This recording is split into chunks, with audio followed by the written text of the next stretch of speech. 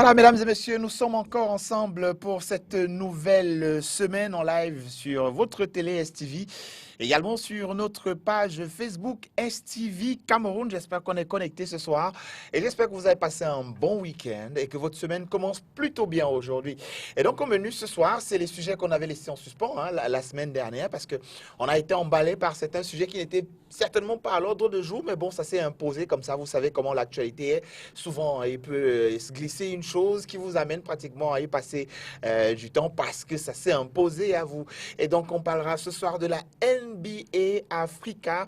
Et on se souvient que lors de la saison inaugurale de la balle récemment, donc la NBA Africa a été annoncée. Alors, on va essayer de comprendre cette chose-là, cette nouvelle entité-là qui a été créée, NBA Africa. Quand on sait qu'il y a quand même une certaine NBA Africa qui existe, mais on essaiera donc de comprendre ses objectifs et même ses missions pour le basketball africain et bien évidemment donc la Basketball Africa League. On en parlera un petit peu dans cette émission aujourd'hui, mais le cœur de l'émission est autour de l'Afro Basket 2021 en août prochain du côté de Kigali au Rwanda. L'équipe nationale du Cameroun qui s'est qualifiée à Yaoundé en février dernier et donc va défendre ses couleurs de ce côté-là. On essaiera d'évaluer un petit peu entre l'équipe qui aura qualifié la nation camerounaise et ce qu'il y aura à mettre en place pour pouvoir aller, ne serait-ce que tutoyer le podium. On essaiera de dire ce qu'on peut sur la question aujourd'hui avec votre participation, bien évidemment nombreux à nous regarder ce soir. Merci d'être des nôtres. Derrière cette transition, nous allons vous présenter le panel de ce soir qui est sensiblement le même que celui de lundi dernier.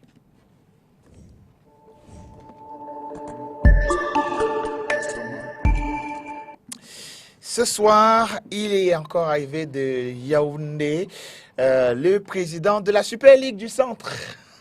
On cherchait les petits noms, souvenez-vous. Hein? Depuis lui, l'autre invité que je présentais tout à l'heure, le consultant de cette émission, on lui a déjà donné un nom. Mais je crois que le président de la Super Ligue du Centre, son surnom s'est trouvé naturellement. Yves Tala, bonsoir. Bonsoir Christian, bonsoir au panel et bonsoir à tous les téléspectateurs. Super Ligue du Centre, vous entérinez? Non, je trouvais cela péjoratif et on essaye simplement de faire notre travail pour faire le peu. Mais si on dit de votre ligue qu'elle est super au vu de ce que vous abattez comme travail au quotidien, je crois qu'il faudrait plutôt accepter. Mais bon, on va laisser dire, mais nous on préfère essayer d'œuvrer. Vous n'êtes pas d'accord avec ça, consultant 5 étoiles, Yves-Lionel Ngouno? Bonsoir. Bonsoir Christian, bonsoir à nos chers téléspectateurs et chères téléspectatrices. Bonsoir au président Yves Tsala, le président de la Ligue régionale du Centre. Qui a été surnommé Super Ligue du Centre. Et bon, lui, il trouve que c'est un peu péjoratif, mais bon.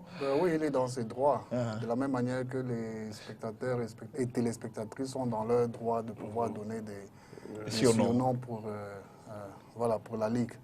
Je pense que c'est une manière pour eux de signifier leurs encouragements, de dire que voilà, la Ligue marche tellement bien qu'elle est super. Oui. Voilà. Et ce soir, vous avez une pensée pour un coach? Oui, ce soir, c'est un bonsoir particulier au coach Alain Zedon, ici à Douala. Un coach qui est dans le milieu du basket depuis plus d'une trentaine d'années, avec Avenir 2000, école de basket de Douala, l'équipe nationale féminine. En 2015, vice-champion d'Afrique. En 2015, vice-champion d'Afrique. Et je tiens à mentionner que cette année encore, le Cameroun va recevoir l'Afro-Basket Dames en septembre du côté de Yaoundé. Donc je tenais à dire bonsoir à coach Alain Zedon, qui a beaucoup œuvré et qui continue d'œuvrer, que ce soit au niveau scolaire, au niveau maintenant du championnat et à plusieurs niveaux, même au niveau des institutions de l'administration. Alors 2015-2021 aujourd'hui, 6 ans pratiquement. Lionel, vous pensez que Alain Zedon, que vous saluez ce soir, si jamais sollicité, aura toujours les armes pour conduire cette équipe? Là, il a conduit en 2015, qui je rappelle est la dernière position la plus honorable du Cameroun à cette compétition depuis lors. C'est vrai qu'entre 2015 et 2021, beaucoup d'encre a coulé, beaucoup d'eau également a coulé sous les ponts. Est-ce que le coach Alain Zedon a encore le bagage nécessaire? Je dirais oui. parce que jusqu'à aujourd'hui, il continue de coacher dans notre championnat civil. Maintenant, voilà, comme dit le président Yves Tsala, compte tenu de toutes les péripéties qu'il y a eu en 2015, pendant et après l'Afro, est-ce qu'il sera encore motivé pour le faire? Là, je suis mal placé pour répondre à sa place. Oui. C'est mieux que la question lui soit posée et que lui, maintenant, qu'il apporte des réponses par rapport à son engagement, par rapport à sa motivation pour le drapeau national. Voilà. Je l'imagine en train de sourire chez lui ce soir quand on évoque la question. On peut noter qu'il avait été sollicité un peu après pour donner un coup de main chez les seniors messieurs assez récemment et il n'a pas voulu. Absolument, il avait été sollicité. Mais on pense qu'il a encore les armes pour.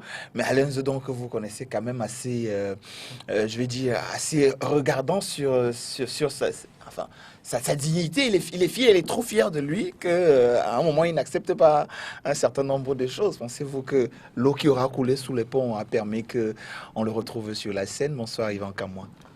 Bonsoir Christian, bonsoir Yves Lionel et président Yves Tchala de la Ligue du Centre. Bonsoir à nos chers téléspectateurs. Bon, s'agissant du coach Alain Zedon, tout le monde connaît sa passion. Je pense que mes deux prédécesseurs sur la question ont rappelé un petit peu le pédigré de l'homme en termes de basketball sur le plan national. Et si on le sollicite, si on l'a sollicité à un certain moment, comme le disait Yves Tchala tout à l'heure, et qu'il a refusé, je suppose que c'est parce que les conditions n'ont pas été réunies quelque part pour qu'il puisse peut-être prêter de son potentiel en termes d'entraînement à cette équipe nationale.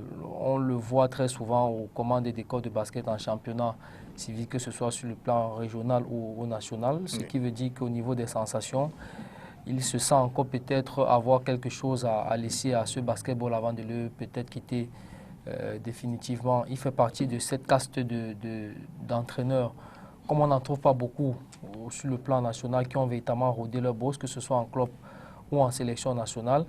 Et effectivement, avec toute cette expérience-là, ils ont beaucoup à rétribuer à ce basketball-là, qui peut-être leur a donné également beaucoup à une certaine période. Maintenant, à la fédération et à ses dirigeants de faire ce qu'il faut, de créer un cadre justement de restitution de ce savoir-là. Parce que pour perpétuer le savoir, il faut que ceux qui ont précédé les plus jeunes dans l'exercice d'une discipline, qu'on puisse créer un cadre qui leur permet justement de retransmettre ce qu'ils ont reçu durant leur carrière. Je pense que le coach Alain Zedon fait partie de ceux-là qui légitimement ont quelque chose à donner à la génération qui arrive. Bien sûr. Alain Zedon, à qui nous disons d'ailleurs un bonsoir, ce soir toujours, aux commandes de l'école de basket de Douala, qui lui est très chère, il faut le dire au passage. Et donc ça s'est joué à Douala aussi ce week-end. On va regarder les résultats, peut-être commencer par le centre, c'est le premier fichier de l'autre côté. Et donc dans le centre, ça s'est joué dimanche. Essentiellement dimanche, président, avec bien sûr les U10, les U12 et les U14. Pourquoi essentiellement dimanche? Pas samedi aussi? Dimanche parce que le samedi était consacré normalement au championnat dames seniors. Donc c'était une journée consacrée pour les dames et on a préféré utiliser maintenant les dimanches pour faire jouer les petites catégories, donc 3 regroupements. Avant le regroupement final, là c'était le deuxième. Là on a les 2 terrains du dimanche et on peut totalement les exploiter pour la cause. Et puis il y avait un seul match en retard senior, celui de FAP, qui retrouvait le terrain face à Cloès pour se remettre un peu en jambes et en route au niveau national. Donc c'était un peu ça. Ça va être ça, on va exploiter le dimanche à fond pour les petites catégories pendant 3 regroupements, le temps que les autres qui sont en examen reviennent et qu'on enclenche la dernière phase de la saison, cette fois avec les playoffs qui vont aller jusqu'au Final Four. Oui, c'est 18 rencontres des petites catégories dimanche. C'était quand même assez énorme. Hein? Oui, c'était énorme et comme Yves Lionel le dit souvent, c'est tellement intéressant de voir tous ces parents arriver autour du terrain être là avec les enfants, les encadreurs qui sont là, c'est vraiment, ils ont pris du plaisir. La pluie a interrompu un moment les rencontres et il restait 2 matchs des U14. Donc nous, on a voulu demander aux enfants de rentrer et c'est les enfants qui ont opposé un non catégorique en disant non, nous on attend nos 2 matchs ici, les parents sont là, ils attendent, nous on va jouer nos matchs avant de rentrer. On a dû se plier à la volonté des enfants, les parents étaient là, les encadreurs, et ils ont joué tous leurs matchs après la pluie, avant de rentrer. Ça fait plaisir de voir cette envie de jouer qui a beaucoup manqué et de sentir qu'ils veulent. Donc on ne peut que encourager le mouvement et ça nous donne des idées. Du coup, on s'est dit que peut-être à partir des prochaines programmations, comme c'est très dense, on peut faire les 10-12 à part et puis les 14 ans à part. Parce qu'avec l'intensité, on pensait que ce serait trop court, mais les matchs étaient très intenses. Et du coup, on pense pour, à partir du week-end prochain, couper. Pour avoir les U10 et U12 seulement pour leur jour, et puis les U14 à part, les U16 étant déjà intégrés avec les U18 maintenant. Oui, une rencontre quand même qui a retenu notre attention, c'est la rencontre Fusée Friendship. 17-0 pour Fusée. Il n'y a pas eu du potentiel chez Friendship pour marquer les paniers là-bas? Non, comme c'est les petites catégories, et très souvent, psychologiquement, ça marque.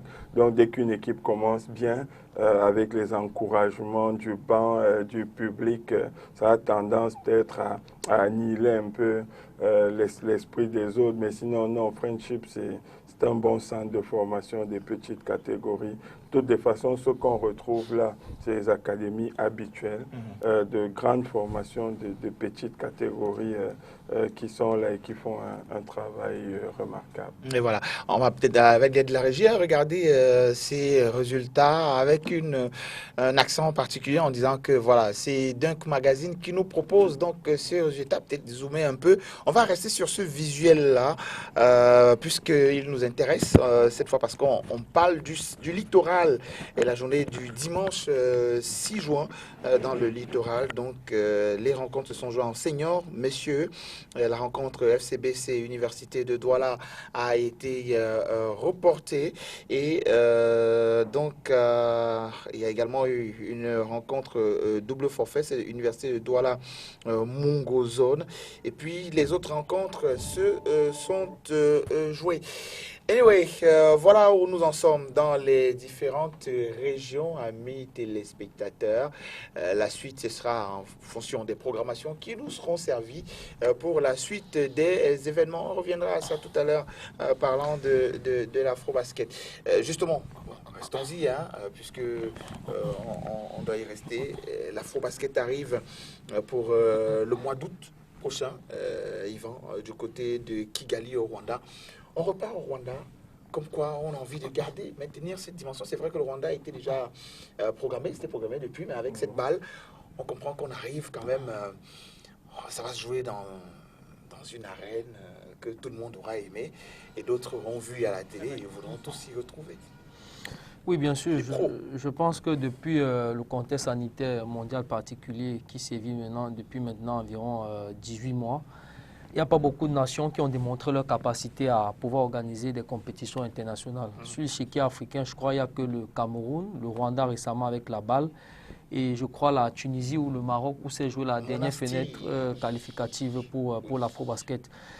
Ceci étant, malgré le fait que le Rwanda a été choisi bien avant l'avènement de cette pandémie, le fait qu'ils aient démontré leur capacité sur le plan organisationnel à accueillir une compétition d'envergure internationale en maintenant un niveau de sécurité optimal tel que prescrit par FIBA, cela allait de soi que la compétition l'organisation de la compétition leur serait maintenue et n'aurait pas été déplacée comme la balle par exemple a été déplacée précédemment prévue au Sénégal et tout ça.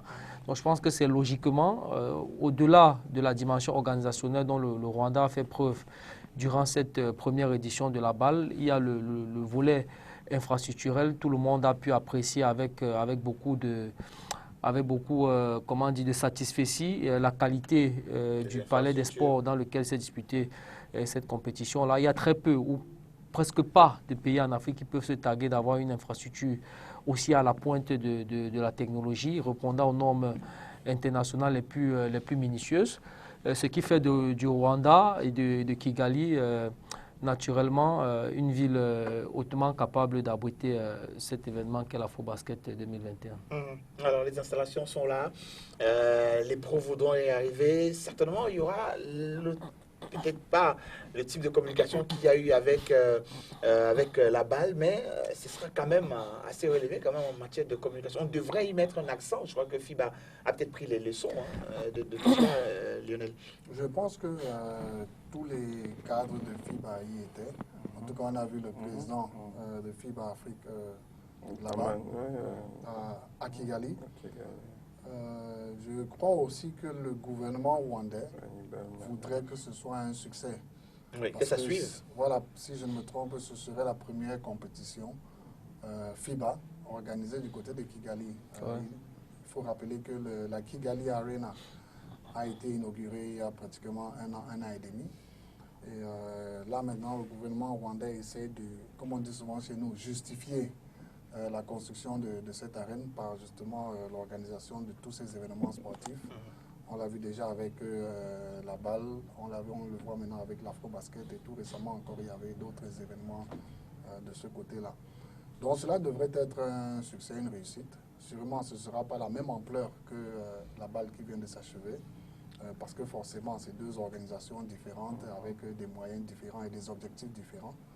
Mais qu'à cela ne tienne, la compétition sera relevée. Quand on regarde le panel des 16 équipes qui seront présentes à Kigali, on comprend que ce sera du très haut niveau. Et toutes les équipes ont intérêt à être prêtes pour pouvoir aller disputer le titre. Du côté du Rwanda. Et donc, le Rwanda va rester encore avec les compétitions balles, avec les éliminatoires qui vont se poursuivre cette année. Comme quoi, c'est la nouvelle destination du basketball africain. Oui, comme le président de NBA Afrique, de la balle, il faut faire bien la différence. Comme il a bien dit, il y a tout là sur place. Il y a un hôtel capable de tenir une bulle correcte avec toutes les infrastructures, 2 gymnases d'ailleurs de qualité qui sont dans cet hôtel. Il y a le Kigali Arena, 10 000 places moderne qui est là en place. Et puis il y a derrière, moi je dis toujours, une vraie politique aussi de relations publiques des autorités rwandaises. On aime venir où on est bien accueilli, où on peut avoir tout le monde. J'ai partagé les photos de la ministre des Sports, du SG du ministère des Sports qui arbitre de basket international, du président de la fédération rwandaise avec le patron de NBA Afrique. On a bien vu tout le soin qu'ils prennent à accueillir tout ce monde. Voilà, donc les relations publiques aussi sont importantes pour obtenir tout cela. Et d'ailleurs, on leur a même donné plusieurs garanties. On parlait des éliminatoires là-bas, mais même des phases finales de Final Four. Qui pourrait être abrité à Kigali, et on parle même de 2 années d'affilée, c'est-à-dire de 2022 et de 2023. Donc c'est clair que c'est une destination plaisante et on voit c'est un dynamisme général pour le sport. On voit le basket, mais à côté du basket, on voit le cyclisme, on voit le volley, on sent qu'il y a une dynamique. Et même dans les appuis financiers, vous avez pu voir les sponsors sur les maillots.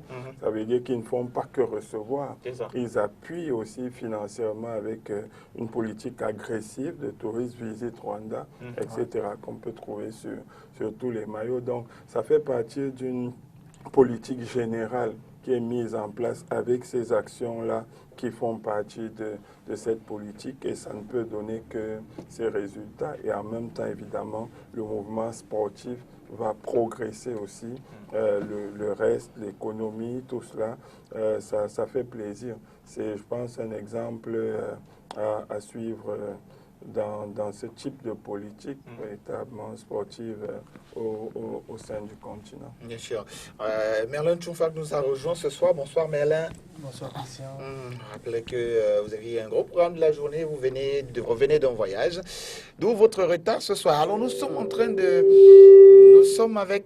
parler de l'afro-basket masculin qui sera en août prochain du côté de Kigali au Rwanda.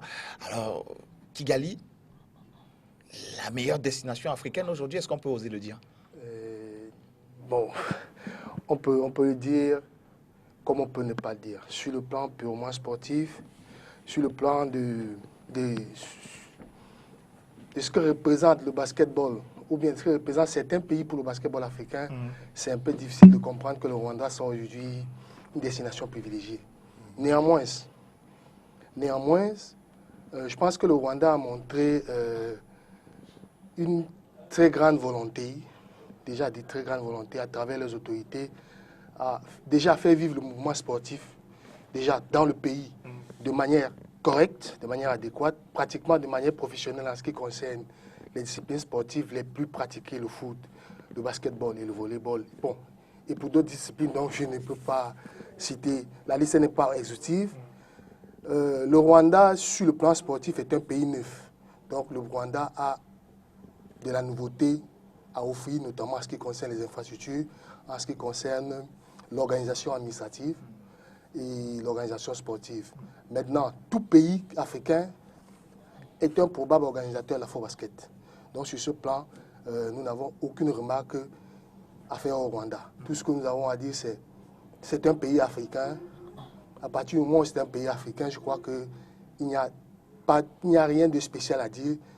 Il y a juste à se dire, allons découvrir. Oui, allons découvrir, allons jouer au basket. Voilà. Oui, je pense, à la suite de Merlin, je pense que le président Yves Tchala a évoqué quelque chose tout à l'heure qui me semble être fondamental dans ce qui apparaît aujourd'hui comme étant, qui positionne le Rwanda aujourd'hui comme étant un véritable carrefour du basketball africain, c'est la volonté politique. Parce qu'à la base de tout développement, il y a une volonté politique, c'est-à-dire qu'un projet social qui a été bien pensé. Et on voit très bien que du côté du Rwanda, le président Paul Kagame a mis sur pied une sorte de politique de développement par le sport. Là, on parle du basket, mais si vous allez dans le football, c'est quasiment la même chose. Lorsqu'on regarde les matchs de Ligue 1 en France, on voit justement sur les pancartes publicitaires du Parc des Princes Visite Rwanda, on voit que Visite Rwanda, justement, est un partenaire privilégié de Arsenal du côté de la Première Ligue en Angleterre. Et il y a tout un projet du côté du Rwanda, s'agissant du basketball, pour intégrer dans une certaine dimension la NBA dans les prochaines années. Donc, c'est un vaste projet de sport et je pense que ce type de compétition dont le Rwanda va multiplier l'organisation, ce sera une belle vitrine d'exposition, une belle publicité pour eux à travers le monde. Ça fait vendre beaucoup de choses. Il a parlé de la dimension touristique tout à l'heure. On connaît tous l'importance du sport en matière de catalysation, de gaieté sociale ou alors de cohérence, de vecteur de cohésion sociale. Il ne faut pas oublier que le Rwanda a connu plus d'une décennie quand même de guerre civile. Donc, ils sont dans une logique de véritablement rétablir une certaine gaieté sur le plan social et on sait que le sport justement est un des meilleurs instruments en la matière, ce qu'ils sont en train de très bien faire de ce côté-là. Et oui. Et donc intéressons-nous maintenant aux différents groupes, messieurs, du côté du Rwanda. Alors il y aura donc on va le dire, 4 groupes, le groupe A, B, et C et D. Et le groupe D, le Cameroun est logé dans le groupe D, monsieur, avec le Sénégal, le Sud-Soudan, et une équipe donc qui n'est pas encore qualifiée jusqu'ici. Alors cette équipe qui n'est pas encore qualifiée, ça va se passer comment, Yves Tchala, le 4e dans le groupe D, comment ça va? Il y aura des matchs qui vont se jouer avant. Parce que qui préalablement devait se jouer. Oui, qui devait se jouer en Tunisie, justement, et à cause des multiples cas de Covid, les matchs avaient dû être annulés. Et de ce côté-là, il n'y a que l'Égypte qui a pu donc obtenir clairement sa qualification et qui a joué tous ces matchs. Maintenant, les 3 autres, donc le Maroc, l'Ouganda et le Cap-Vert, sont en attente et dans une position très presque égale. Donc, c'est bien serré. Pour 2 places. Pour 2 places, tout peut encore se jouer. Toutes les places peuvent encore être occupées. Donc, on va attendre qu'il y ait ces matchs-là qui se jouent, qui vont définitivement fixer le classement dans le groupe E et qui décideront dans le groupe D, pardon, parce qu'ils viennent du groupe E et qui décidera de qui vient chez nous et qui rejoint le groupe A, étant donné que nous, on doit accueillir le deuxième de ce groupe-là et que le troisième ira du côté du groupe A. Et voilà. Et donc, le groupe D, justement, nous intéresse avec des équipes comme le Sénégal, en rappelant que le champion d'Afrique, c'est la Tunisie en ce moment. Mais le Sénégal, c'est quand même un gros morceau dans ce groupe. Le Sud-Soudan, encore, ça se cherche, c'est vrai. Ça intègre la compétition. Mais est-ce que ce ne sera pas un peu le fer à refroidir dans ce groupe le Sénégal, Lionel? Ce qui est sûr, c'est que le Sénégal a toujours été une très grande nation de basket. Que ce soit ici, sur le continent, ou bien même à l'international, c'est-à-dire en Europe ou aux États-Unis. On a vu combien de joueurs le Sénégal a produit dans les championnats européens. On a vu combien de joueurs le Sénégal a produit dans les championnats universitaires aux États-Unis et un peu partout. Donc le Sénégal, il faudra compter avec le Sénégal. N'oublions pas que le Sénégal a participé parmi les 3 pays africains qualifiés pour les Jeux Olympiques, avec le Nigeria et la Tunisie. Donc il faudra compter avec le Sénégal. Qui sait, le Sénégal va sûrement qualificatif, hein? Oui, c'est sûr. Oui, c'est ça. Donc le Sénégal va sûrement peut-être utiliser aussi l'afro-basket comme un galop d'essai pour se préparer pour les JO, parce que n'oublions pas, les JO, c'est l'ultime compétition en termes de basketball suivi de la Coupe du Monde. Donc c'est un peu ça. Il faudra s'attendre à ce que le Sénégal vienne avec son armada, avec ses meilleurs joueurs, mais cela ne veut pas dire que le Sénégal ne sera pas vaincu. Et bon, en attendant justement de connaître le Sud-Soudan, ça peut passer, non? En tout cas, moi, ce que je dis toujours, c'est que cette poule sera une poule difficile. Ah oui? Oui, il faut se le dire. Il faut deux équipes qui sortent de cette poule et ça ne sera pas évident. Il y aura le Sénégal qu'il faudra jouer. Le Sénégal, chez les messieurs, ce n'est pas aussi impressionnant que chez les dames. Ou chez les dames, c'est quand même autre chose. Mais chez les messieurs, c'est quand même pas loin du podium chaque fois. Parce que si on se réfère même à 2017, le Sénégal est 3e. C'est un pays aussi de tradition parce qu'on a dit, ils n'ont pas gagné beaucoup chez les messieurs, 97 surtout, mais ils avaient brisé un peu la suprématie de l'Angola qui montait à ce moment. Ils ont gagné à domicile en 97 et puis ils n'ont plus pu le faire chez les messieurs. Mais il y a une ossature de l'équipe très expérimentée avec des joueurs quand même comme les Malek Ndoye et tout. Ils avaient un problème de poste 1 parce que Zend Almeida était seul. Pendant longtemps, il a plus de 35 ans maintenant. Ils avaient du mal à la rotation parce qu'Adams n'arrivait pas à suppléer vraiment Zend Almeida. Ils ont naturalisé un très bon meneur maintenant qui est Clevin Anna, qui est la grande force de l'équipe maintenant. Ça fait que les compartiments sont assez équilibrés. C'est assez bien balancé. Donc c'est clair que ça va être un match difficile, surtout avec l'envergure aussi qu'ils ont. C'est des joueurs qui gênent énormément en défense, qui ont une défense agressive, qui gênent beaucoup. Donc ça va être un match difficile. On aura aussi le Sud-Soudan. Le Sud-Soudan, c'est vrai qu'il y a beaucoup de potentiel. On ne sait pas si tous ces joueurs seront qualifiés ou s'ils voudront venir. Mais en termes de potentiel, il y a énormément de joueurs de qualité du Sud-Soudan qui se retrouvent un peu partout et où il y a une vraie volonté maintenant de construire quelque chose là-bas. Quand vous dites s'ils voudront venir? Oui, qu'est-ce qui les empêcherait de venir? parce qu'ils ont la nationalité, mais déjà, il faut qu'ils soient qualifiés au niveau de FIBA à temps. Et puis qu'ils aient aussi envie de venir, parce que plusieurs sont partagés entre plusieurs nationalités. Voilà, par exemple, Ton Mec qui a choisi de jouer avec l'Australie. Et il y en a plusieurs comme ça. Il y a une belle colonie en Australie, il y en a en Nouvelle-Zélande. Ils sont un peu partout. Donc après, il faut que cela se détermine aussi à choisir de jouer pour le Sud-Soudan, qu'ils soient qualifiés et puis qu'ils viennent jouer. Mais sur le plan du potentiel, ils ont énormément de qualité. Après, maintenant, pour le deuxième qui va arriver du groupe, eux aussi, il faut être très attentif parce qu'un pays comme le Cap-Vert, par exemple, c'est eux qui viennent, c'est jamais une équipe facile à jouer. C'est une équipe qui, mine de rien, fait pratiquement tous les afro-baskets depuis 2009. Donc, il y a une certaine expérience, des joueurs à maturité qui sont là, très expérimentés, et c'est jamais une équipe facile à jouer. Ça veut dire que pour s'extirper de cette poule, il va falloir jouer à un certain niveau, ça c'est clair. Il va falloir jouer à un certain niveau parce qu'aucun match au niveau de cette poule, pour moi, ne va être facile. Vous pensez la même chose, Merlin? Pratiquement, je lui envoie le pas en disant que on peut recevoir soit le Maroc, soit le Cap-Vert comme quatrième adversaire, comme troisième adversaire. Ce ne sera facile ni avec l'un ni avec l'autre. Même l'Ouganda, parce qu'il y a Wainwright de Strasbourg qui tire cette équipe vers le haut maximum. Même eux, ce n'est pas facile. Donc, voyez-vous, le Cap-Vert et le Maroc sont régulièrement à l'Afro-Basket. Et cette régularité-là a une certaine importance qui peut jouer un peu en défaveur contre le Sud-Soudan à un certain moment. On peut compter dessus, mais vraiment, il ne faut pas s'y attarder. Je pense que le plus important, c'est de bâtir une équipe suffisamment conquérante pour s'imposer au sein de ce groupe. Ça ne sera pas du tout facile. On a déjà un Sénégal qui est extrêmement revanchard, un Sénégal qui est une équipe bien outillée à pratiquement tous les postes et qui a une très forte expérience technique, notamment sur le plan des encadreurs. Donc c'est une équipe aussi, c'est aussi un pays qui connaît très bien le Cameroun,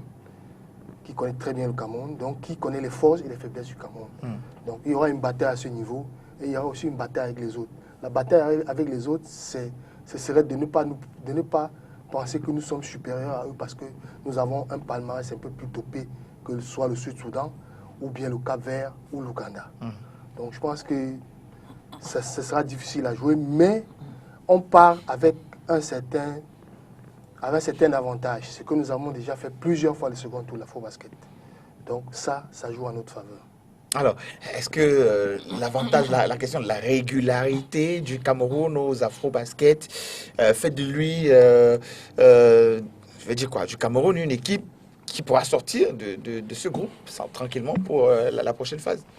A priori, oui, si on reste sur le papier, mais de façon factuelle, j'ai envie de penser que, c'est vrai, certains vont penser que je dis n'importe quoi, mais j'ai envie de dire qu'on sera quasiment condamné à l'exploit dans cette poule-là. Parce que logiquement, nous sommes rendus à pratiquement 2 mois du début de l'Afro-Basket. Logiquement, pour un pays qui envisage de faire bonne figure dans une compétition, l'encadrement technique devrait déjà avoir au moins déposé le programme de préparation au niveau de la Fédération camerounaise de basketball. J'espère que ça a été fait. Maintenant, j'espère que du côté de la fédération, qu'on va mobiliser des moyens, parce que c'est souvent là le nerf gordien dans la préparation de nos équipes, le déficit de moyens qui puissent permettre à l'encadrement technique de pouvoir mettre sur pied le programme de préparation tel qu'il a prévu, afin d'imprimer à l'équipe une certaine qualité qui lui permet d'arriver dans la compétition avec un optimal de préparation. Honnêtement, en termes de qualité, sur le plan individuel, il y a de la matière pour faire bonne représentativité dans cette compétition. Mais après, le potentiel ne suffit pas parce que si vous avez le potentiel et que vous avez une mauvaise préparation, ça va forcément tronquer la qualité qu'il y a dans l'équipe et ça va brouiller quelque part les pistes. Donc j'ai envie de penser que les anciens démons qui ont souvent, les péripéties, les mauvaises péripéties qui ont souvent précédé nos participations précédentes à Afro-Basket, que pour cette édition-ci, ça ne va pas être le cas, même si le SG de la fédération avait quand même dit que le Cameroun ne va pas dans cette compétition-là pour briller, ce qui, à mon sens, me semble quand même être un peu tordu. Quand vous avez la deuxième autorité de la fédération qui vous dit qu'on ne va pas dans un Afro-Basket pour briller, Je ne pense pas que quand il le dit, il va adopter une attitude qui soit aux antipodes de ce qu'il a dit, c'est-à-dire qu'il va donner tous les moyens qui puissent permettre de bien se préparer, de bien figurer dans cette compétition. Donc je souhaite simplement que d'ici là, qu'il nous fasse mentir, moi personnellement, qu'il me fasse mentir, et qu'on puisse donner, je ne sais déjà pas qui va conduire les destinées de cette équipe. Peut-être ce sera Lazare Dingono, peut-être ce sera un autre. Mais dans tous les cas, rendu à environ 2 mois du début de la compétition, normalement, on devrait déjà être dans un circuit de préparation qui nous conduise peu à peu vers cet afro-basket. Alors, circuit de préparation, je vous ai entendu dire, quand il a demandé s'il y avait un programme de préparation qui a été mis en place, vous avez dit c'est fait. Alors, puisque vous en savez un peu plus que nous, il est constitué de quoi? Non, mais c'est des cas classiques, puisque déjà pour contacter les joueurs, pour leur demander s'ils peuvent être dans le projet, c'est pas maintenant. Oui. Vous imaginez bien qu'on a contacté les joueurs. Il y a eu des discussions, il y a des joueurs qui ont été contactés, donc des points pour les solliciter pour participer au projet. Il y a tout un programme de préparation qui est mis en route et qui est proposé. Simplement, il faut attendre le timing, vu que maintenant tous les joueurs sont en club. Personne, aucune équipe nationale ne peut avoir ces joueurs maintenant. D'ailleurs, j'ai vu que l'Angola même a eu des problèmes en constituant son équipe qui va au TQO. Vous savez qu'il n'y a aucun joueur de Petro qui vient de jouer la balle qui va se retrouver pour le TQO parce qu'ils ont eu des problèmes de communication au moment de passer les tests Covid et pour tout le reste. Et finalement, toute la liste de ceux qui vont partir au TQO, ça sera sans les joueurs de Petro, donc imaginez déjà qu'ils vont peut-être se promener là-bas dans le TQO. Donc ce n'est pas évident, mais il y a une période où ça sera donc possible à ce moment-là d'avoir les joueurs et de pouvoir engager un certain nombre d'actions, de regroupement, de matchs de préparation, etc. pour aboutir à ça. Et ce n'est pas évident aussi parce qu'il y a les Jeux olympiques avant. Donc les Jeux olympiques vont s'achever 2 semaines avant l'afro-basket masculin. Et donc c'est un peu compliqué parce qu'il y a des équipes qui vont être en train de préparer les Jeux olympiques, notamment avec les... Et puis il n'y aura même presque pas la possibilité d'avoir des joueurs qui participent à la fois aux Jeux olympiques et à l'afro-basket. Vous savez que le Nigeria est confronté, par exemple, à ce problème. La NBA a sorti des règles que personne ne connaissait jusqu'à aujourd'hui, qui autorisent les participations à une seule compétition dans cet intervalle. Ça veut dire clairement qu'il faudra demander à certains joueurs s'ils choisissent de jouer les Jeux olympiques ou l'afro-basket. Et pour une équipe comme le Nigeria, déjà qualifiée pour les JO, c'est de demander au coach Brown déjà de faire l'équipe des Jeux olympiques et l'équipe de l'afro-basket parce qu'il y a beaucoup de candidats qui viennent de NBA. Donc c'est compliqué un peu pour tout le monde. Il va falloir faire avec cet environnement-là et gérer un certain nombre de choses et essayer au maximum de se préparer.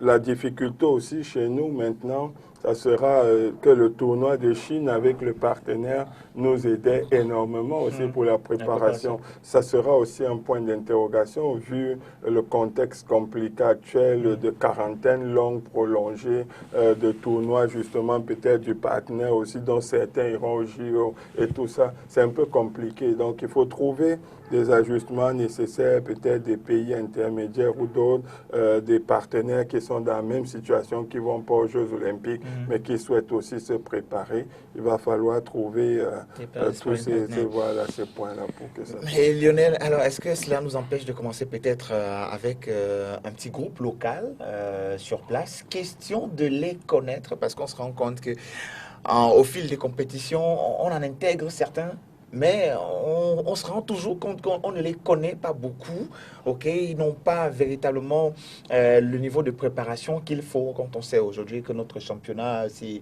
un strict minimum de matchs qui ne permet pas à ce qu'on aille tutoyer les autres dans une compétition africaine, comme l'afro pratiquement. Mais est-ce que notre palais des sports ne pourrait pas servir avec peut-être un Lazare Adingono de regroupement des jeunes sur le plan local en attendant que les autres se libèrent en ayant tout de même un regard de ce côté-là? Je pense que c'est prévu. tout cela est prévu. Tout à l'heure, Christian, Yvan, il a parlé, il a dit que nous sommes à 2 mois et que rien n'est encore fait. Ce qui est sûr, c'est qu'il y a beaucoup de choses qui sont en train d'être faites en coulisses. C'est juste que ce n'est pas encore présenté au grand jour. Il y a les contacts qui sont en train d'être faits auprès des joueurs de l'équipe nationale qui évolue à l'extérieur, comme l'a dit le président Yves Tchala. Le week-end dernier déjà, ou alors la semaine dernière, il y avait d'autres joueurs qui étaient en match. Je peux vous dire par exemple que l'équipe de Ben Bala a joué contre l'équipe de Pita Gédéon. Jérémy Zelu également, il a eu match la semaine dernière. Donc il y a plusieurs de ces joueurs qui sont encore en activité.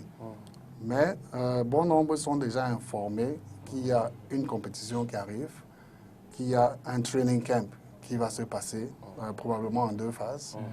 Et la première phase aura probablement lieu du côté de Yaoundé, au Palais des Sports, pour rejoindre un peu ce que vous disiez.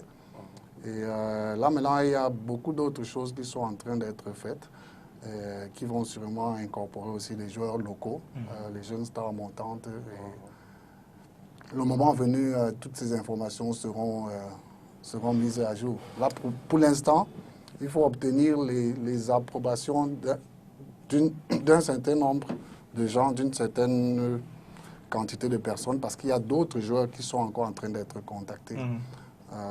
Comme on le sait tous, l'Afro-Basket, c'est la plus grande compétition continentale. Et je pense que l'équipe nationale souhaiterait ratisser l'âge et obtenir tous ses meilleurs talents possibles. Mais on peut être ici sur le plateau, comme on le fait souvent, on dit voilà, on veut un Embiid, on veut Siakam, on veut Noko, on veut un X ou un Y. Mais qu'au final, ces joueurs-là ne soient pas toujours disponibles pour une raison ou pour une autre. Donc toutes ces négociations sont en train d'être faites. Les pions vont être poussés jusqu'au bout et puis après on verra. Négociation faite, appel lancé.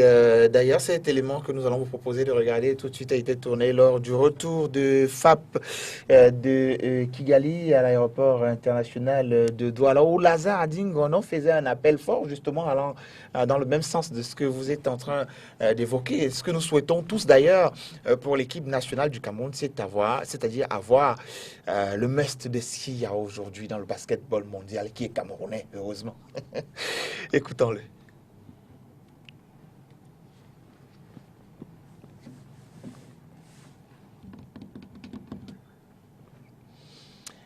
Et donc peut-être avoir cette réaction de Lazare à Djingono de retour de la balle quand on a évoqué la question de l'afro-basket à venir. Naturellement, il y a une semaine, enfin il y a 2 semaines déjà qui sont revenus presque par là. Et donc le calendrier de préparation n'était pas encore mis en place, donc vous pourrez entendre dans cet élément-là que rien n'est encore mis en place, sauf qu'entre-temps, quand même, quelque chose a été mis en place, on le reconnaît déjà ici, mais il y a plus important à retenir également dans cet élément qu'on va écouter.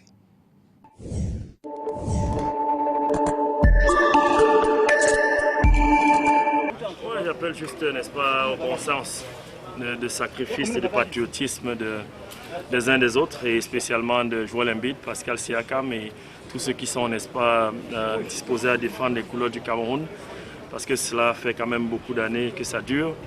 Et j'espère que cette fois-ci, n'est-ce pas, ils entendront, n'est-ce pas, ce cri à la solidarité pour, n'est-ce pas, défendre le drapeau national et, n'est-ce pas, finalement, participer à des compétitions internationales avec le Cameroun et l'afro-basket, serait, n'est-ce pas, le lieu idéal pour que Joel Embiid, Pascal Siakam et tous nos internationaux de renom se présentent et prêts à défendre, n'est-ce pas, les couleurs du drapeau du Cameroun. Alors, dans le chaos, ça devient compliqué de les avoir. Qu'est-ce qu'il vous faudra comme armada pour pouvoir être champion final? C'est ce que vous avez parlé de ce monde. Ouais, tout le monde travaille, n'est-ce pas, ça dépend de nous, n'est-ce pas, de faire de même, de continuer à travailler et de continuer à garder, n'est-ce pas, cette passion que nous avons tous pour le basketball camerounais, ces sacrifices que nous faisons jour et nuit pour le basketball camerounais, peut-être pas toujours reconnu, mais bon, et puis quoi encore. Donc on va continuer à faire ce qu'on a à faire, on va continuer à travailler, on va continuer à se sacrifier, à investir d'une autre. Financièrement, matériellement, n'est-ce pas, et émotionnellement et tout ce qui va avec.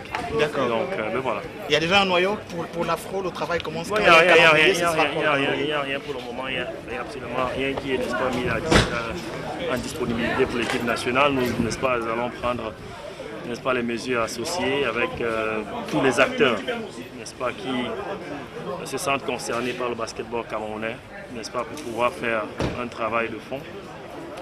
Pour que nous puissions représenter dans un premier temps. Nous devons être dignes. Nous devons d'abord représenter avec dignité le drapeau du Cameroun. Nous devons représenter le drapeau du Cameroun avec, n'est-ce pas, un sens du sacrifice. Et c'est ça qui fait la différence. Donc, on ne va pas s'attarder, n'est-ce pas, aux détails. Nous devons, n'est-ce pas, nous concentrer et maintenir le cap, n'est-ce pas, parce que nous ne sommes pas loin. Nous ne sommes pas loin, mais encore, nous appelons au sens patriotique, n'est-ce pas, de tous les acteurs camerounais de haut niveau. Encore une fois, Joel Embiid, Pascal Siakam, parce que avec ces deux éléments, j'imagine que le Cameroun, sans aucun doute, sera une des équipes à battre au basket. Merci.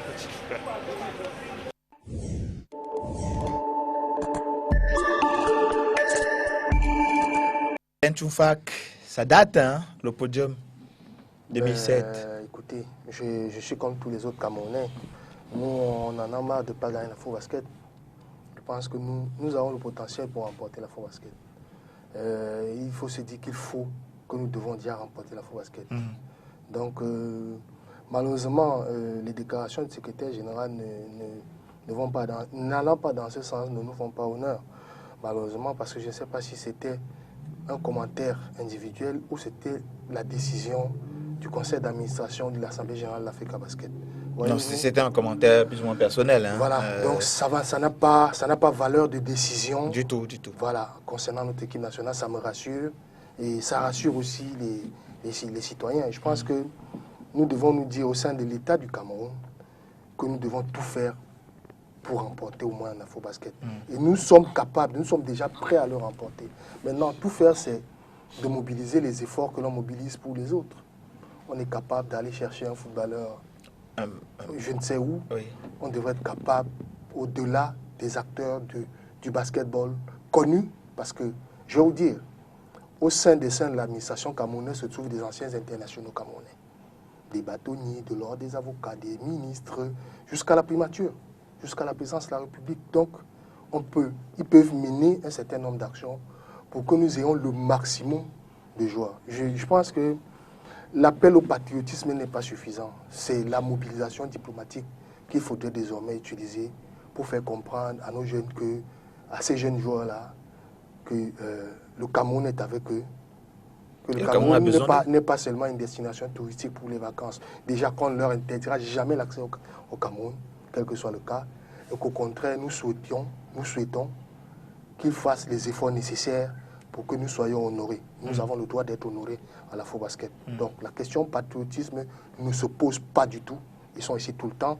Certains, ils organisent des camps, ils ont des activités caritatives, soutiennent des actions du basketball sur le terrain tout le temps. Donc ils peuvent donner un peu plus du leur en étant présents.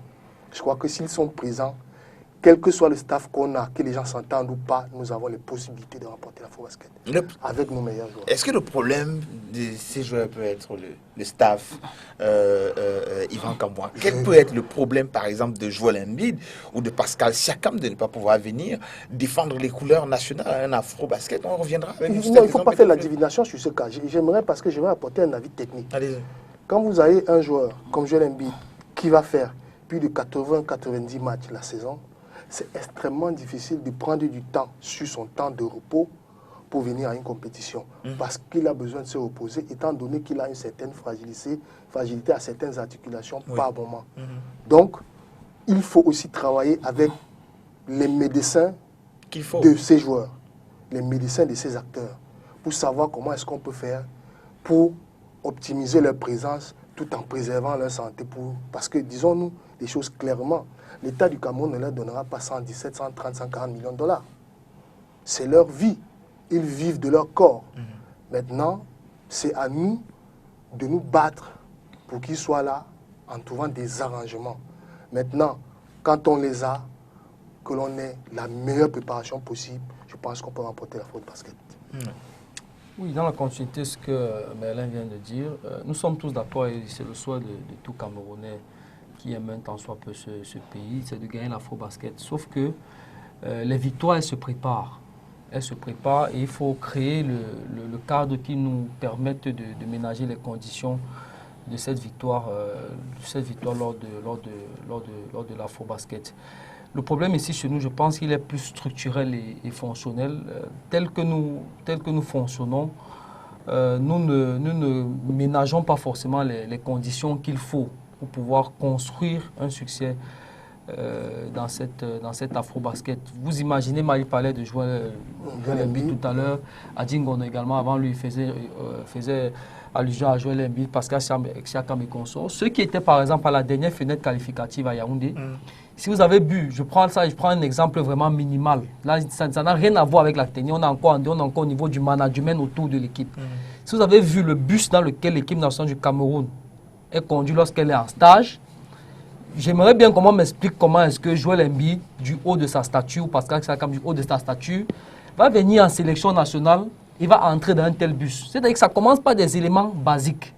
Si vous avez vu l'hôtel dans lequel les équipes étaient logées pendant cette fenêtre qualificative à Yaoundé, honnêtement, j'ai du mal à penser que des professionnels d'un tel niveau, qui côtoient un certain niveau de professionnalisme depuis un certain nombre d'années et durant la saison dans leurs différents clubs, qui puissent venir s'accommoder à de telles façons de faire. Vous voulez donner raison à Kenneth Kadji qui va généralement à Hilton? Par exemple, et là on parle de Kenneth Kadji qui lui n'est pas un top player en NBA, qui n'est pas le meilleur à son poste, qu'on peut l'être Joël Embiid par exemple. Mais qui dans certaines conditions. En ce moment, c'est-à-dire que c'est pour ça que j'ai parlé du management. On se souvient à une certaine époque, je ne sais pas si c'était pour le tournoi de Chine ou un Afro-Basket, où on avait logé les gars à 3 par chambre. Vous imaginez des gars de 2 mètres, plus de 100 kilos, que vous mettez 3 dans une chambre sur un lit d'hôtel. Donc c'est pas vérifié. Ce sont des choses qui sont complètement inconcevables. Là, on n'est même pas encore entré dans le côté technique. On est encore au niveau du management autour de l'équipe. Ceci dit, je pense qu'au niveau de la fédération, quelque part, on devrait prendre compte. Si on veut gagner, on doit se donner les moyens de gagner. Auquel cas, on est condamné à un exploit. Si nous allons dans cette Afro-Basket-ci, il n'est pas exclu qu'on crée l'espoir, mais ça va, l'espoir est ce qu'il est. C'est-à-dire qu'on ne vous attendait pas. Vous n'avez pas forcément fait ce qu'il fallait pour gagner, mais finalement, vous avez gagné. Mais si on est d'accord qu'on veut préparer une victoire, honnêtement, pour cette Afro-Basket, si on ne peut pas aller gagner, si on veut être logé, on ne peut pas aller gagner parce qu'on n'a pas préparé cette victoire. Le coach le disait, cette interview date de 10 jours. Ils sont rentrés vendredi, il y a 10 jours. Oui. Et il vous dit qu'il y a 10 jours, rien n'était encore fait pour préparer l'Afro-Basket qui aura lieu dans 2 mois. Ça veut simplement dire qu'au niveau de la fédération, on n'a pas préparé ce qu'il faut pour gagner. Et même si vous me dites que le commentaire que le secrétaire général de la fédération a fait sur ce plateau était un avis propre, il n'en demeure pas moins que ça reste l'avis de la deuxième autorité de la fédération camerounaise de basketball. Et si la deuxième personnalité de la fédération vous dit qu'on ne va pas forcément à l'Afro-Basket pour la gagner, ça veut forcément dire qu'en filigrane, ils n'ont pas ménagé les conditions. Il a juste trouvé que ça va être difficile sans jouer Embiid et Pascal Siakam. Le Nigeria, mais la Tunisie qui est championne en Tine n'a pas de Joël Embiid. Je ne sais même pas s'il y a eu un joueur du niveau de Joël Embiid dans l'histoire de leur basketball. Mais ils ont gagné plusieurs titres. La Centrafrique, je ne suis pas sûr que la Centrafrique, à l'époque... moi, je ne suis pas d'accord parce que je pense qu'on mélange beaucoup. Non, ce que je veux dire, c'est qu'il ne faut pas qu'on dise que sans jouer l'Embiid ou Pascal Siakam, on ne peut pas gagner la le modèle, non. Le SG, j'étais sur le plateau à cette émission. Le SG avait tenu les propos, mais Christian peut témoigner. Le SG s'était repris après. Parce que même après l'émission, il avait... Il trouvait juste que c'était quand même difficile pour le Cameroun sans Pascal et Joël. Moi, en 10 secondes, à la diplomatie du basketball. Sur la minute, mais après, moi, je dis en 10 secondes, il faut qu'on voit bien les choses et qu'on analyse les contextes parce que chacun a son modèle. La Tunisie a son modèle. La Tunisie construit son modèle à partir du basketball local.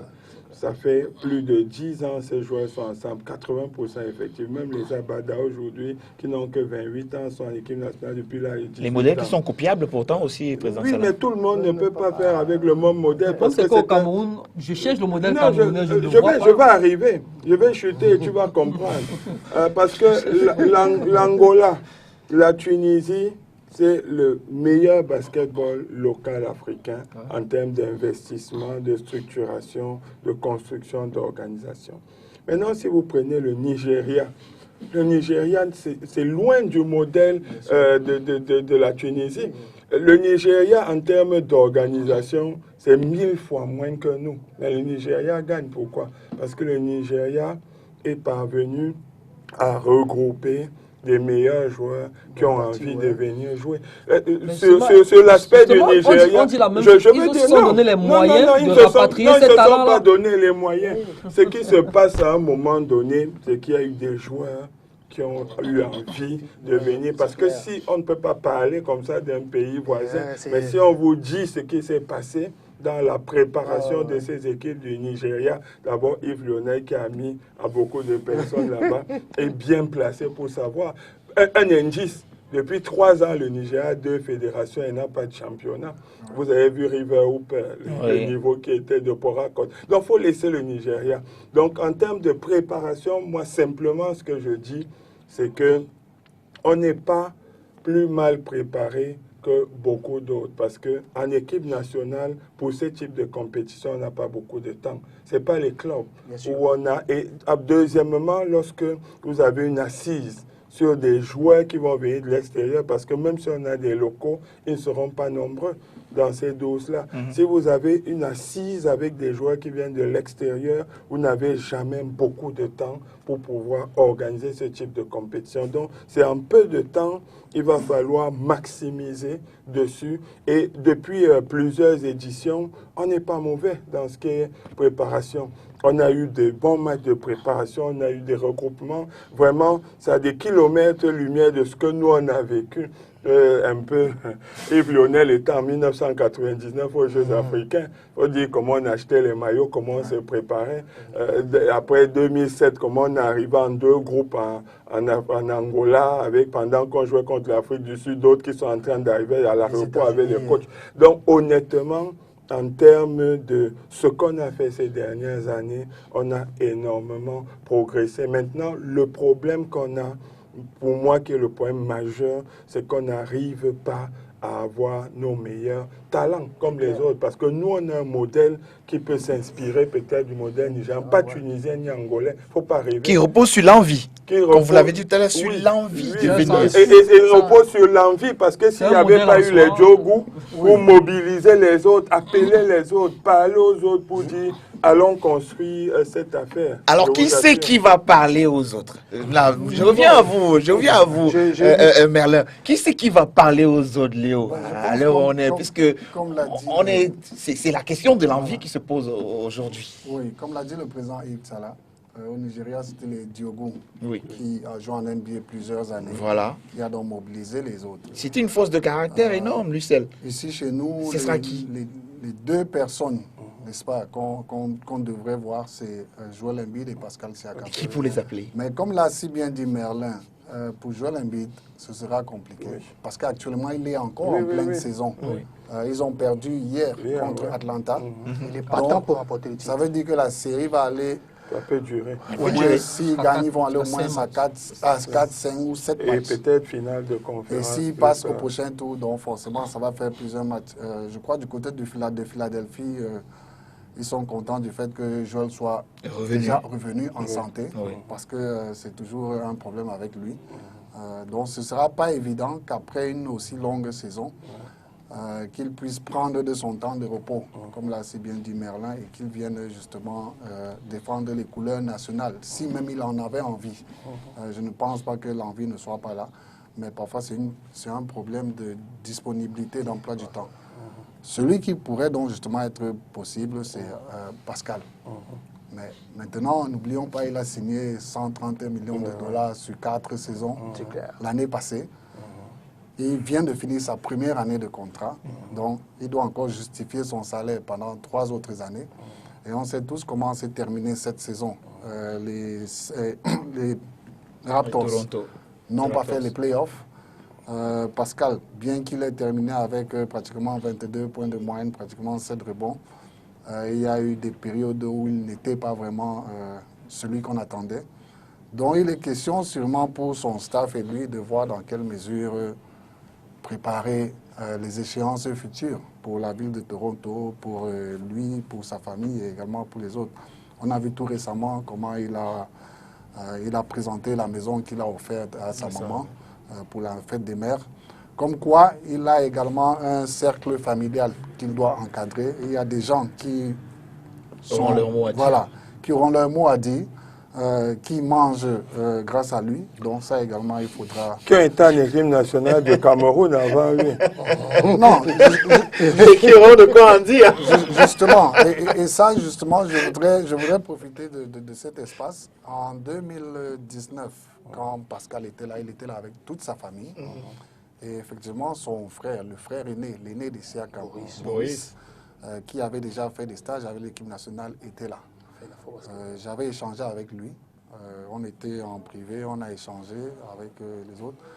Parce que dans cette affaire, ils auront leur mot à dire.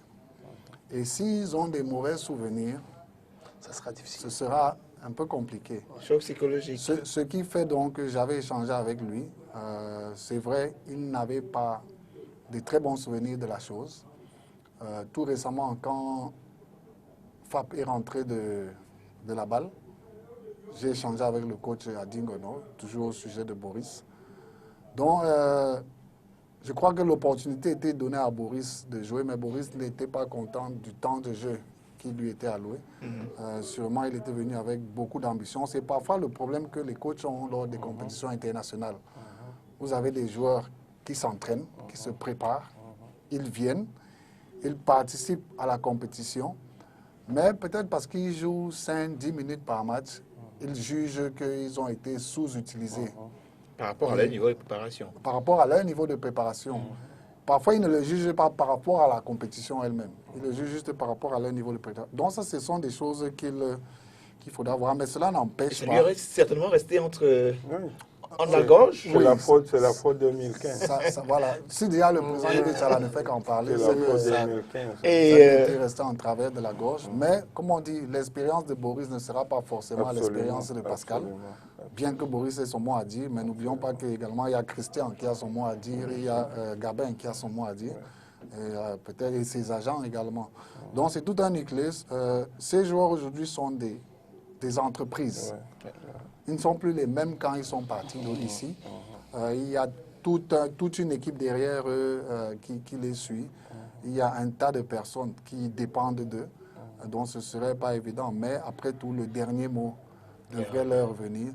Et on va continuer de pousser pour que justement ces joueurs puissent donner leur dernier mot. Mais là, il y a la pression du club qui aura investi énormément d'argent sur vous, qui compte sur vous sur les saisons, je veux dire quoi, inscrites dans votre contrat. Alors ça aussi, ça peut jouer en notre défaveur. Il y a aussi le fait que ces clubs... FIBA s'en occupe déjà, je crois, sur les assurances. Oui. Le problème d'assurance a été géré.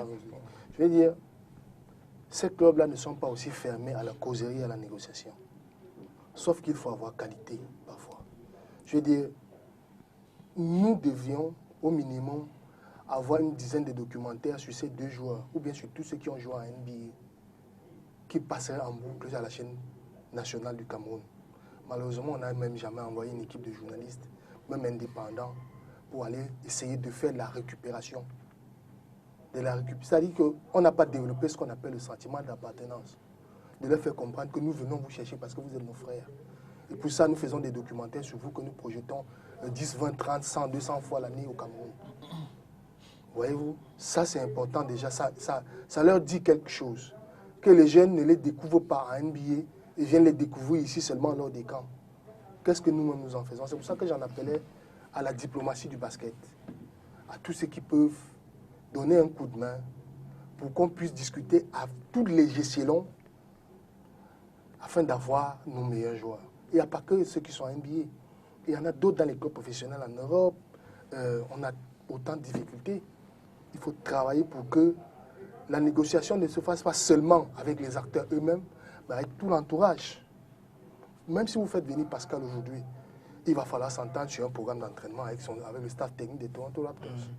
Il va falloir que vous présentiez ce que vous voulez faire et qu'on puisse s'assurer que ça ne va pas avoir un impact négatif après l'Afrobasket par rapport à ses performances dans la saison prochaine. Encore qu'on va moins contrôler les joueurs du Cap-Vert sur Pascal. L'intensité des joueurs du Cap-Vert sur Pascal, par exemple. C'est difficile. On en est arrivé à un niveau où l'Africa Basket seul ne peut plus. Parce que je suis sûr d'une chose. Depuis au moins 2010, je suis au courant. Même pas 2010. Depuis le départ, depuis le moment où on a commencé après 2007, où on s'est rendu compte qu'on a la possibilité de remporter l'Afrobasket, il y a un certain nombre de choses qui ont été mises sur pied, même si ce n'est pas officiel, parce que ce n'est pas à eux de prendre la place des officiels, de tout faire pour avoir les joueurs à l'équipe nationale. Maintenant, ça ne suffit plus. Ça ne suffit plus, il faut que ça soit accompagné. Je dis bien, il y a une diplomatie du basketball qui existe, mais qui refuse de se mettre en branle. Elle est capable d'accompagner. Je connais les efforts de Yves Tala. Mais une discussion, se battre pour avoir un contact d'un joueur ou d'un membre de la famille passant par Yves Tala, n'a pas la même importance que prendre son avion, et aller à Philadelphie, regarder un match, se présenter en tant que l'envoyé soit du ministre, du Premier ministre, du Président de la République, rencontrer, avoir une causerie de 5 minutes avec Joel Embiid. Même avec lui, ça a l'importance. On est venu sur place. Ça n'a pas la même, ça a une importance supérieure à celle de sa discussion personnelle avec Yves. Ça revient justement à ce que je voulais dire à Yvan. Je crois qu'on l'a tous dit quand on parlait du Rwanda, la volonté politique en est pour beaucoup. Comme tout à l'heure, Yvan tirait un peu sur le fait que les bus qui sont mis à la disposition de l'équipe nationale ne sont pas décents. Costaient 32 places. Mais je ne pense pas que, voilà, si la fédération n'a pas les moyens nécessaires pour prendre les bus de 50, 60 places, elle va prendre ces bus pour mettre à la disposition. D'où l'importance de la diplomatie du basket, de ceux qui décident dans ce pays. En fait, c'était pour éclairer la lanterne d'Yvan, justement. Évidemment, si tout le monde participe, si on discute avec eux, toutes ces conditions seront réunies avant qu'ils n'arrivent. C'est même des épiphénomènes. Voilà. Parce que si eux-mêmes ils viennent jouer, ils peuvent eux-mêmes s'arranger. Voilà, voyez-vous. Ce n'est pas la première fois qu'on a joué NBA en équipe nationale. On a eu Luc, c'était différent. À un moment, à l'équipe nationale, on a eu le bus de Lyon et longtemps quand il était libre. Simplement parce qu'il y avait des joueurs d'un certain niveau qui étaient là. Et qu'on avait discuté avec les gens, qu'on avait discuté d'un certain nombre de conditions minimales à mettre en œuvre pour que les gars puissent entrer en stage. Mais moi, ce que je veux dire quand même, c'est ça, c'est que c'est les difficultés lorsque vous faites face aux ligues fermées, aux Super League. Moi, je regarde justement au foot là, si ce projet-là se mettait en place ou se met en place un jour, ils vont avoir les mêmes problèmes au football que nous, ce qu'on a au basket, parce que ce n'est pas les problèmes typiques du Cameroun ou des pays africains. C'est des problèmes que beaucoup de pays rencontrent. Et même pour des pays voilà, comme la France, l'Euroleague ou la NBA, des ligues fermées, même la France, il a fallu que des joueurs comme Tony Parker tapent du poing sur la table avec leur club pour dire, ou les Boris Diaw ont fait des sacrifices pour dire nous on ira. Et même nous on ira, ça a été limité à certaines compétitions, parce qu'il y a des compétitions où on a dit bon, là la dernière fois tu étais déjà là, c'est bon. Donc c'est ça les ligues fermées, parce que nous, ce qu'on voit comme un enjeu national, etc., eux ils voient ça comme du temps de repos qui est pris sur les joueurs, où ils se seraient reposés pour se régénérer, pour repartir la saison d'après. Et il y a eu des joueurs comme ça qui ont subi des fautes pour être venus jouer avec l'équipe nationale européenne, comme Saric, au Sens, etc., qui a dû changer de club parce que les supporters estimaient que le fait qu'il soit allé jouer avec la Serbie, il aurait dû profiter pour travailler des points faibles et qu'il est revenu hors de forme. Donc, c'est ça, quand on a les ligues fermées, il faut vraiment tout un appareillage. Là, je suis d'accord avec vous, qui est au-dessus de la fédération pour pouvoir dealer avec cette force. Parce que les ligues fermées en face et les organisations autour de ces industries, comme disait Yves Lionel, sont assez complexes. Et donc, il faut pouvoir s'attaquer. Est-ce que ce n'est pas en train de se fermer davantage, puisque vous en parlez, avec l'arrivée de la NBA Africa, monsieur, on aura encore la possibilité de pouvoir rentrer dans cette sphère-là où on a du mal en ce moment à entrer. Et ça, expliquez-nous un peu. C'est quoi cette NBA Africa qui arrive là? On a déjà NBA Afrique, on a FIBA Afrique qui est là, mais on a NBA Africa qui arrive. On n'a pas un peu l'impression qu'on vient absorber tout ce qu'il y a comme organisation sur le plan africain et transmettre ça en modèle NBA et fermer davantage ce qui existe déjà de ceux qui voudraient aller chercher des choses là-bas, puisqu'on en parle en ce moment. Oui, moi, donc, je pense que NBA Africa, c'était cohérent. Parce que là, il y avait la Basketball Africa League qui était créée, qui était une entité. Il y avait NBA Afrique qui était déjà là. La NBA a des projets continentaux avec l'Afrique depuis qu'ils se sont rendus compte qu'il y a un potentiel ici. Il y a eu tous ces programmes qui ont été développés, NBA Without Borders, Junior NBA, tous ces programmes. C'est un rapprochement qui s'est fait progressivement.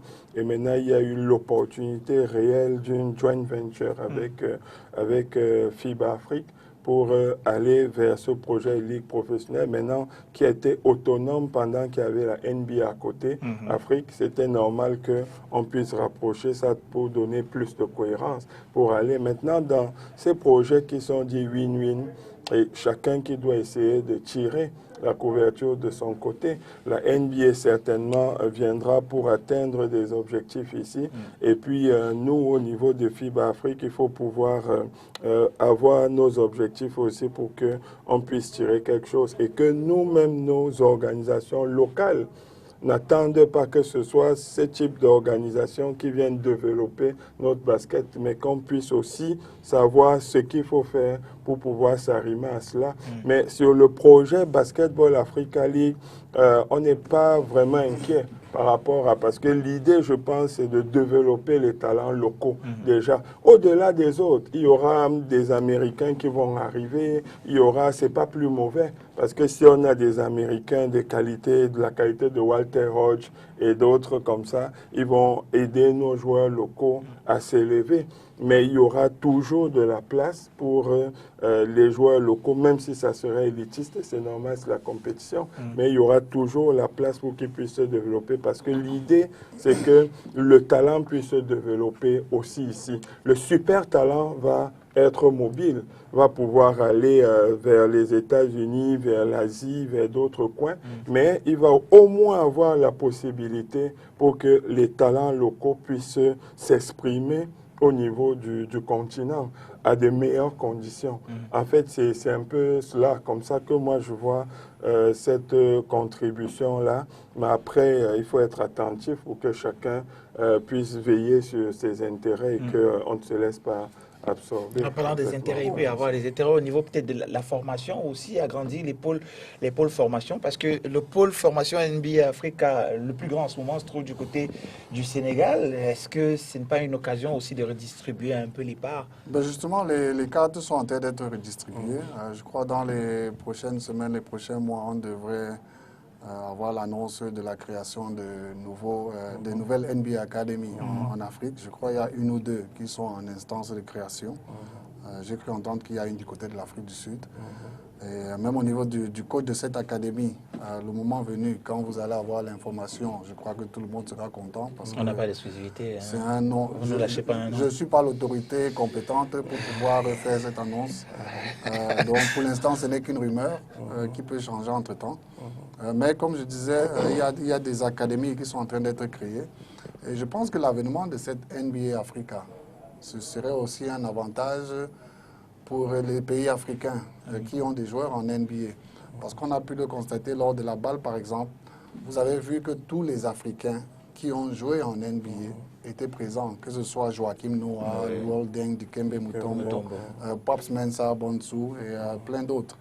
On a encore constaté, quand la NBA était venue avec le All-Star, le NBA Africa Game, du côté d'Afrique du Sud pour la toute première édition, elle avait appelé tous les joueurs africains et tous les joueurs étrangers d'origine africaine pour ces matchs, avec des stars prominentes comme Dikembe Mutombo d'un côté et puis Hakim Olajuwon de l'autre. Tout récemment encore, on a constaté que Joachim Noah, qui était du côté de la balle, quand il faisait ses postes, on l'a vu avec le maillot de FAP, On l'a vu avec le drapeau du Cameroun posté partout où il passait. Donc, quelque part, ça va permettre à ces joueurs de pouvoir... il s'investit d'ailleurs aussi dans ce mouvement-là. Voilà, de pouvoir revenir aux sources. Et la NBA va encourager ce mouvement parce que, comme le président Tsalala dit, elle aussi, elle y a à gagner. Elle aura ses intérêts à défendre aussi, donc elle va pousser ses joueurs africains de là-bas à revenir. Coïncidence, pendant la balle, qu'est-ce que la NBA a célébré? Le NBA Africa Day. Donc il y a déjà une journée africaine, une journée dédiée au continent africain. Et tous les joueurs africains, tous les clubs africains, tous les Africains de NBA ont posté sur leurs différents statuts, ils célébraient le NBA Africa Day pendant que la balle se jouait. Donc, quelque part, l'Afrique, c'est le continent qui reste encore à explorer. Je crois que la NBA est consciente du fait qu'il y a beaucoup de talents de ce côté. Et elle voudrait s'implanter à tous les niveaux, que ce soit au niveau des jeunes qu'au niveau des seniors. Voilà. Alors, Lionel parle des talents. Et on se rend compte que l'Afrique centrale, précisément, a énormément de talents sur le plan africain. Alors, ce n'est pas un peu l'occasion de pouvoir prendre, se tailler même 40% des investissements NBA Africa, pourquoi pas? Parce qu'on sait que c'est plus rester à l'ouest, dans le Maghreb. Je vais piquer un peu la NBA. Je vais piquer un peu nos centres de formation qui ont formé ceux qui sont bientôt MVP NBA. On les paye quand? Ils reçoivent quelque chose quand? Ah, les clubs, parce que pour moi qui suis entraîneur, pour ceux qui courent tous les jours, sous le soleil et sous la pluie, avec des jeunes joueurs qui demain deviennent des superstars, il est important qu'ils se disent, j'ai quand même fait un travail. J'espère qu'il y a un mécanisme, qu'à travers tout ça, il y a un mécanisme qui permet que les gens ne travaillent plus pour rien. C'est à FIBA de gérer non, pas seulement à FIBA, je te dis. FIBA, normalement, devrait à un moment, si je ne me trompe, on va mettre en place une organisation qui fait qu'on ne laisse plus partir les gens. Malheureusement, nous sommes dans une configuration où FIBA ne peut rien imposer à la NBA. Really? Ça veut dire qu'on se fait absorber finalement. Si on oui, mais je dis, je pose la question de l'entraîneur que je suis. C'est-à-dire que les gens ont travaillé, les gens travaillent encore, beaucoup vont travailler encore demain. Vous savez, il y a beaucoup d'investissements dans le football aujourd'hui parce que les gens savent qu'ils peuvent avoir retour sur un investissement un jour. C'est-à-dire qu'ils peuvent avoir un joueur qui, sur le plan international, se déploie, devient un superstar et aussi il gagne quelque chose. Non seulement en notoriété, mais il y a une rétribution des efforts qu'ils ont faits. Voyez-vous? C'est important. Nous les Africains, arrêtons d'esquiver les questions d'argent. C'est important. Les gens viennent, la NBA vient. Elle vient, certes, avec un volet social, mais elle vient aussi développer son business. Bien sûr. Donc, à la base. En termes de business, nous aussi, pensons à ce que nous pouvons avoir comme échange pour être dans le win-win. Moi, je veux reposer la question, Yvan, est-ce qu'on ne vient pas se faire absorber un peu? Mais ce n'est pas à NBA de développer le basketball local. C'est pourquoi je dis, est-ce qu'on ne vient pas se faire absorber un peu pour que le business NBA continue d'être florissant? Non, elle ne va pas développer nos pays, elle ne développera pas notre basketball local. Ça, il faut se le dire.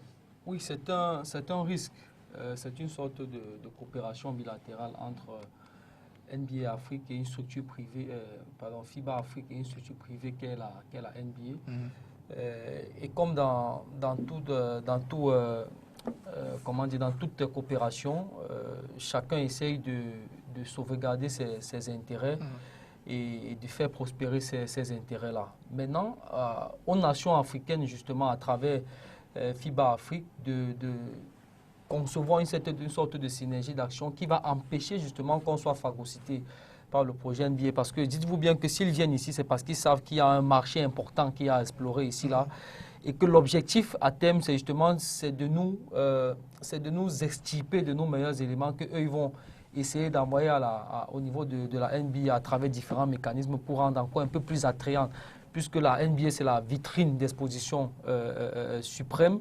Et ces différents types de partenariats-là sont des sortes de marchés d'exploration où ils viennent chercher les meilleurs produits qui vont aller exposer de ce côté-là. Maintenant, à nous de mettre sur pied des mécanismes qui vont nous permettre de tirer avantage de ce type de choses.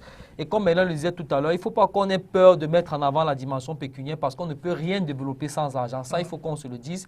Si la NBA est aussi puissante qu'elle est aujourd'hui, c'est parce qu'elle a de gros annonceurs qui l'accompagnent et qu'à partir justement des retombées financières qu'elle gagne de ces partenariats, elle peut se permettre de faire un certain nombre d'investissements, comme c'est le cas avec ce type de projet-là. Maintenant, à nous de pouvoir savoir où se trouvent nos intérêts, mettre sur pied les mécanismes qui nous permettent de sauvegarder ces intérêts-là et de tirer le meilleur de ce type de partenariat, parce qu'il y a beaucoup à gagner dans ce type de choses. Mais si on ne sait pas où se trouvent nos intérêts, on risque de passer à côté de belles opportunités et demain on risque de se plaindre qu'effectivement on a été phagocyté, comme tu le dis là, parce que effectivement le risque derrière c'est cela. Ouais. Monsieur, quelqu'un d'autre a quelque chose à dire sur la question? Non, mais... Je pense qu'il y a quelques mois, si je ne me trompe, le président Yves Tchala, ici présent, avait présenté certains modules pour justement les centres de formation, pour leur montrer comment justement voilà, s'assurer de vivre de leurs enseignements, de leurs encadrements. S'il faille que la NBA verse des rétributions aux centres formateurs en Afrique, les Européens vont dire la même chose. Les Asiatiques vont dire la même chose. Parce qu'il y a plein d'Européens aujourd'hui en NBA, que ce soit Luka Doncic ou alors tous ces autres qui sont formés en Europe. Ils ont des agents qui ont de la rétribution. Ils ont des agents. Ils ont des agents, oui. De la même manière que les agents européens de leur pays. De la même manière que les Africains aussi ont des agents. Maintenant, c'est à ces Africains de s'assurer de s'encadrer avec des gens de leur pays. Ce n'est pas la NBA qui va les obliger à s'encadrer avec des gens de leur pays. C'est ça. La NBA a ses limites et puis la FIBA a ses limites.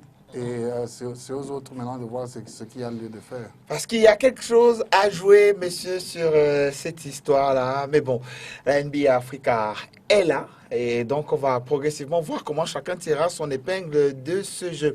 On continuera de parler de l'afro à venir et de l'équipe nationale du Cameroun. Progressivement, qu'on se rapprochera de cet afro-là pour août prochain. Messieurs, merci d'être venus ce soir. Et il y a rendez-vous lundi prochain, chers téléspectateurs, pour une nouvelle édition de votre émission Temps Mort que vous retrouverez sur notre page Facebook et également en rediffusion mardi 14h30 et samedi 7h30, je crois. Ou 7h, quelque chose comme ça. Allez, bonne nuit à tous, bonne suite des programmes sur STV. Salut.